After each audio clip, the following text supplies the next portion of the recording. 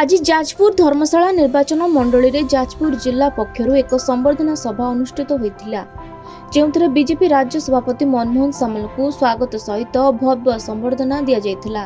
ए संबर्धना सभा रे हजार हजार बीजेडी रा सरपंच समिति सभ्य और जिला परिषद सभ्यଙ୍କ सह हजार हजार कर्मी और नेता अन्य दलरु छाड़ी बीजेपी रे शामिल होइछंती। लोके सरकार परिवर्तन करिछंती आ नुआ सरकार को बहुमत रे सहमति मध्य करिछंती। तेबे यार भितरे आज अमर शतपथी नूतन दल गठन उपरे प्रतिक्रिया से सामल कहते आमे सबुथिरे उत्तीर्ण होई आज राज्य रे आम सरकार गठन करिछु। आम सह देव दुर्लभ कर्मकर्ता अछंती। आगु जो चैलेंज आसीबो ताकू आमे मुकाबिला पई प्रस्तुत अछु। आगु को अपेक्षा करंतु आ देखंतु लोके आम दल प्रति केते आगु को नेउछंती। जे लोकंक सह अछि लोके मध्य तांको सहित अछंती। आगु को मध्य शिल्प समृद्धि जिल्ला रे आम दल आगु को जीवो और राज्य रे निज परिचय बजाय रखिबो। आज बड़चणार छतिया टू आरंभ करी बड़चना चंडीखोल एक जबली भाव में आज जनसाधारण आज आम संबर्धना करे स्वागत करे मो निश्चित भाव में ऋणी जाजपुर जिलार सबू आमर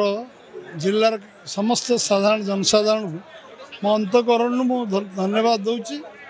एवं समाने मोर ये जिलावासी पाखे भारतीय जनता पार्टी ऋणी एवं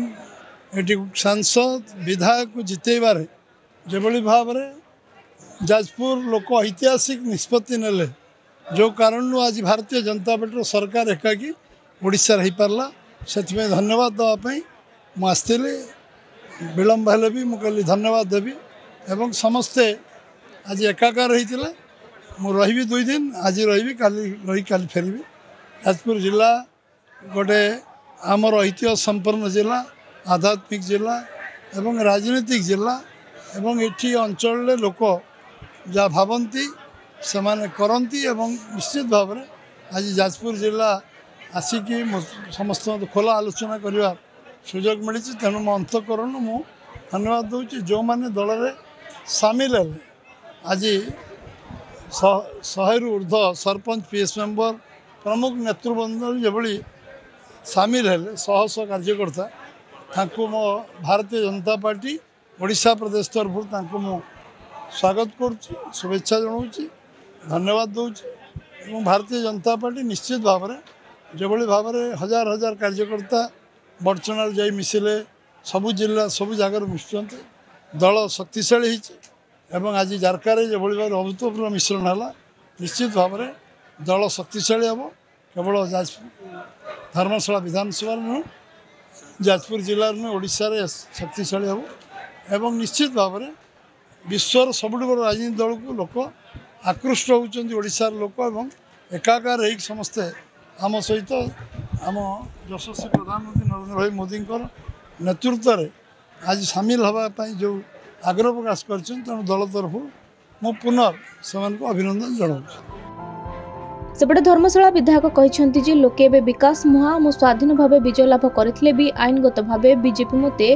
एसोसिएट भावे ग्रहण करथिला आ धर्मशालावासी देइतबा भोटर मूल्य मु बुझिछि आ सबु समय रे लोकंग सेवार निजको उत्सर्ग करिछि। वर्तमान से जने युवा प्रतिभा वर्तमान सी युवा को नहीं एवं धर्मशाला डेवलपमेंट एवं गरीब लोकों से आगु भी सेवा करते वर्तमान भी सेवा कर चलते तेणु सहित बीजेपी मिसार अन्य एक कारण भी होची जे आमर यशस्वी प्रधानमंत्री एवं आमर मुख्यमंत्री निरी माने मुख्यमंत्री भी आम